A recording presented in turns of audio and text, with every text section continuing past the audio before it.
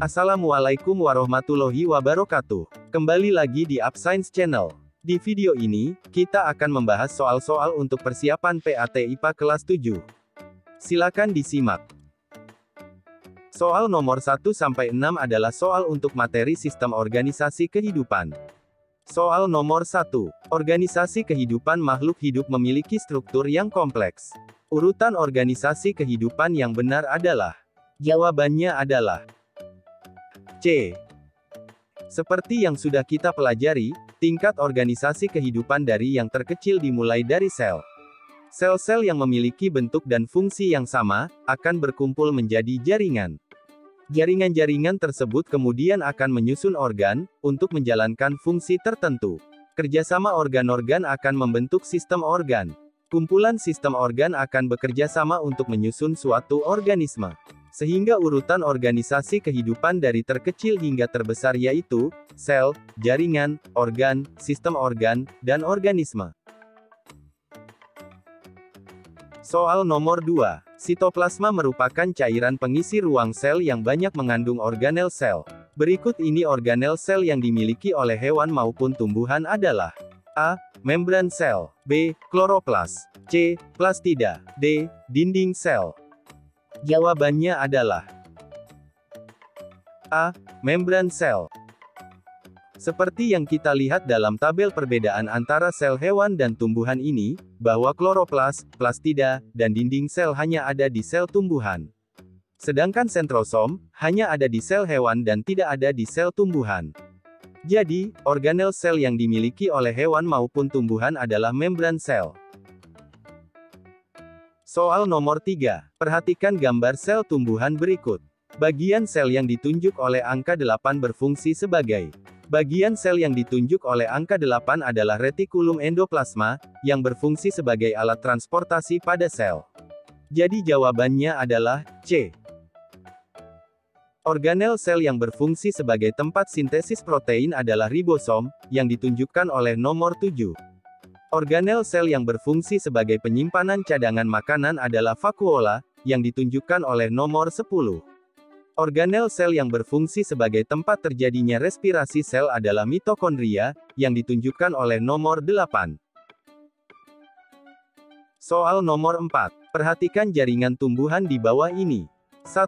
Jaringan meristem. 2. Jaringan spons. 3. Jaringan silem. 4. Jaringan floem. 5. Jaringan epidermis. Jaringan penyusun sistem pengangkutan pada tumbuhan adalah.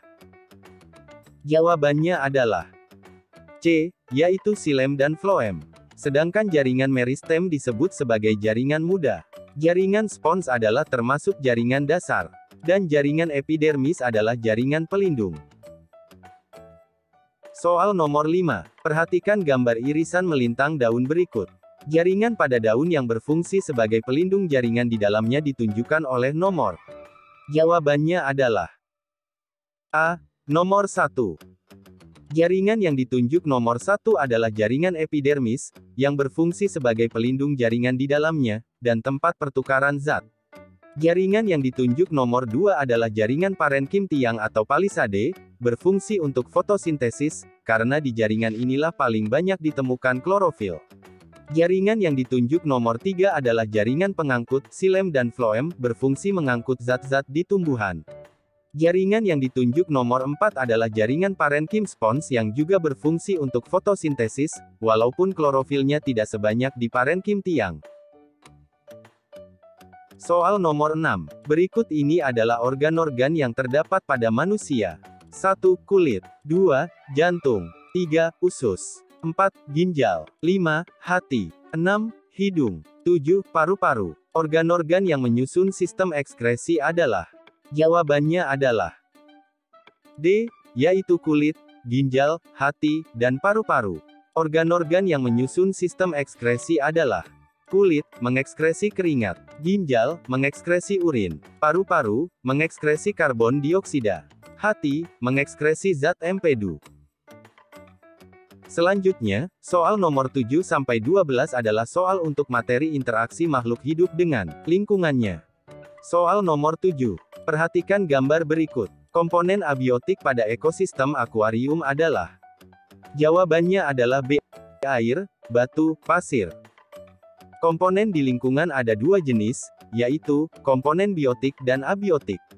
Komponen biotik adalah komponen lingkungan yang mengacu pada makhluk hidup atau organisme. Komponen abiotik adalah semua benda tak hidup yang ada di sekitar makhluk hidup. Soal nomor 8. Masing-masing komponen berperan untuk menjaga keseimbangan ekosistem. Di dalam ekosistem, jamur dan bakteri berkedudukan sebagai A. Produser, B. Konsumen, C. Karnivora, D. Pengurai. Jawabannya adalah D. Pengurai. Komponen biotik memiliki peranannya masing-masing, yaitu 1. Produsen, yaitu makhluk hidup yang mampu menghasilkan makanannya sendiri, atau autotrof. Contohnya tumbuhan. 2. Konsumen, yaitu makhluk hidup yang tidak dapat menghasilkan makanannya sendiri, atau heterotrof, dan memakan makhluk hidup lainnya. Contohnya hewan kambing, rusa, harimau. 3. Dekomposer atau pengurai, yaitu makhluk hidup yang bertugas untuk menguraikan sisa-sisa makhluk hidup lainnya yang telah mati, untuk dijadikan mineral dan unsur hara tanah. Contoh, bakteri dan jamur. Soal nomor 9. Dalam ekosistem persawahan terdapat jaring-jaring makanan sebagai berikut. Bila dalam ekosistem tersebut ular abis diburu manusia, maka yang dapat diupayakan manusia agar hama tikus tidak mengganggu pertanian padi adalah A. Menjaga kelestarian elang, B. Menjaga kelestarian katak, C. Membasmi hama belalang dengan pestisida, D. Mengusir burung pemakan padi. Jawabannya adalah A. Menjaga kelestarian elang. Jika ular abis diburu manusia, maka tikus akan kehilangan salah satu pemangsanya. Untuk itu, pemangsa tikus lainnya yaitu elang, harus dijaga kelestariannya agar hama tikus tidak bertambah banyak. Soal nomor 10. Perhatikan gambar berikut. Sekumpulan kuda zebra di padang rumput tersebut termasuk A. Individu, B. Ekosistem, C. Populasi, D. Komunitas. Jawabannya adalah C. Populasi. Komponen di dalam ekosistem adalah 1. Individu, adalah satu satuan makhluk hidup. 2. Populasi, adalah sekelompok makhluk hidup sejenis yang tinggal di wilayah yang sama. 3. Komunitas, adalah kumpulan dari berbagai populasi yang hidup pada suatu daerah tertentu. 4. Ekosistem, adalah kesatuan komunitas dengan lingkungan hidupnya yang saling berinteraksi. Jadi, sekumpulan kuda zebra di padang rumput disebut populasi, karena sekelompok makhluk hidup sejenis yang tinggal di wilayah yang sama. Soal nomor 11. Perhatikan bentuk hidup bersama antara individu di bawah ini. 1. Ikan hiu dengan ikan remora. 2. Kupu-kupu dengan bunga. 3. Kerbau dengan burung jalak. 4. Benalu dengan tanaman inangnya. Yang merupakan contoh simbiosis mutualisme adalah? Jawabannya adalah B. 2 dan 3. Simbiosis ada 3 jenis, yaitu 1. Simbiosis mutualisme, adalah jenis simbiosis di mana dua makhluk hidup yang berbeda spesies memberikan keuntungan satu sama lain. Contohnya adalah, lebah madu dengan tanaman berbunga, dan juga kerbau dengan burung jalak.